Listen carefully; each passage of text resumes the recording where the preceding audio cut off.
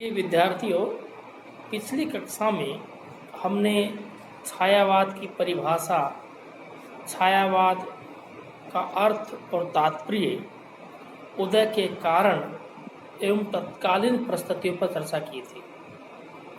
इसी श्रृंखला में आज हम बात करेंगे कि छायावाद की राष्ट्रीय चेतना। छायावादी काव्य अपने समय के सांस्कृतिक एवं राष्ट्रीय संदर्भों को धारण ही नहीं करता है, बल्कि उनकी प्रगति में यथासंभव योगदान भी देता है। क्योंकि कोई भी कविता अपने समकालीन यथार्थ से कई स्तरों पर संबंध स्थापित कर सकती है। कुछ कविताएं ऐसी होती हैं जो अपने समय की महत्वपूर्ण घटनाओं का वर्णन करके इतिहास बोध का परिचय देती है। घटनाओं के वर्णन से प्रतीत होता है कि कविता अपने समय से जुड़ी हुई है। दूसरी ओर कुछ कविताएं ऐसी होती हैं जो अपने समय की घटनाओं का रोजनामचा नहीं लिखती, बल्कि सांस्कृतिक व सामाजिक सत्यों का गहरा विश्लेषण भी करती है। ऐसी कविताएं बाह्य कलेवर में समाज से जुड़ी हुई प्रतीत नहीं होती, पर वास्तव में समाज के साथ इनका गहनतम संबंध होता है।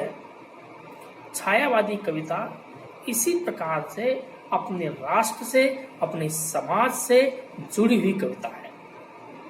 छायावाद में जागरण शब्द का प्रयोग सभी कवियों ने अनेक संदर्भों में किया है। यह जागरण सूक्ष्म रूप में सांस्कृतिक नवजागरण और राष्ट्रीय राजनीतिक जागरणी है।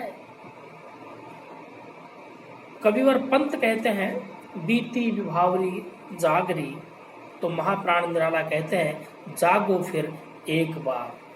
तो महादेवी वर्मा कहती हैं, जाग तुझको दूर जाना। तो छायावादी काव्य राष्ट्रीय जागरण की मूल चुनौतियों को गहराई से समझता है। जिस देश में सदियों की पराधीनता के कारण जातीय व सांस्कृतिक स्वाभिमान नष्ट हो चुका हो, वहां जागरण की पहली शर्त राष्ट्रीय स्वाभिमान की उत्पत्ति होती है। छायावादी कवि भारत के अतीत से रचनात्मक ऊर्जा ग्रहण करके वर्तमान संघर्षों से जूझना चाहते हैं। अतः अतीत की महानता का वर्णन करके उनके यहाँ कई चीजें दिखाई देती हैं। पश्चिम की उक्ति नहीं, गीता है, गीता है का उद्घोष महाप्राण निराला करते हैं। तो प्रसाद जी लिखते हैं, किसी का हमने छीना नहीं, प्रकृति का रहा पालना यही, कहीं से हम आए थे नहीं, हमारी जन्मभूमि है यही। छायावादी कवि इस बात को बखूबी समझते हैं कि राष्ट्रीय आंदोलन के लिए राष्ट्रीय स्तर पर एक जुझारू मन स्थिति का होना आवश्यक है। वे कविता के माध्यम से राष्ट्रीय समस्याओं का केवल विश्लेषण नहीं करते, बल्कि जुझारू मानसिकता के विकास का प्रयत्न भी करते हैं। जिस तरह द्विवेदी युग में भारत भारती ने पूरे राष्ट्र में सांस्कृतिक ऊर्जा को जन्म दिया था, वैसे ही छायावाद की कविताएं भी जन सामान्य में जोश और उमंग पैदा करती हैं। जैसा कि जयशंकर प्रसाद जी लिखते हैं, हिमाद्री तुंग श्रृंग से प्रबुद्ध शुद्ध भारती, स्वयं प्रभा समुज्ज्वला स्वतंत्रता पुकारती, अमर्त वीर पुत्र हो प्रशस्त पुण्य पंथ है, बढ़े चलो बढ़े चलो। इसी प्रकार से वे अपने नाटक चंद्रगुप्त में एक गीत योजना भी रखते हैं। अरुण यह मदमय देश हमारा, जहां पहुंच अनजान क्षितिज को मिलता एक सहारा। तो छायावादी कविता अपने समय से कुछ ऐसे स्तरों पर भी जुड़ी है जो साधारण कविताओं के लिए संभव नहीं होता, बल्कि यह कहना कोई अतिशयोक्ति नहीं होगा कि छायावादी कविता इससे आगे बढ़कर राष्ट्रीय एवं सांस्कृतिक समस्याओं के नए समाधान भी प्रस्तुत करती है। यह अपने समाज की निष्क्रिय तस्वीरें ही नहीं खींचती, बल्कि समाज के लिए वांछनीय परिवर्तनों के स्तर पर भी सक्रिय होती है। राम की शक्ति पूजा की मूल समस्या यही है कि 1936 ईस्वी के भारत में अहिंसात्मक शक्ति निरर्थक प्रतीत होने लगी,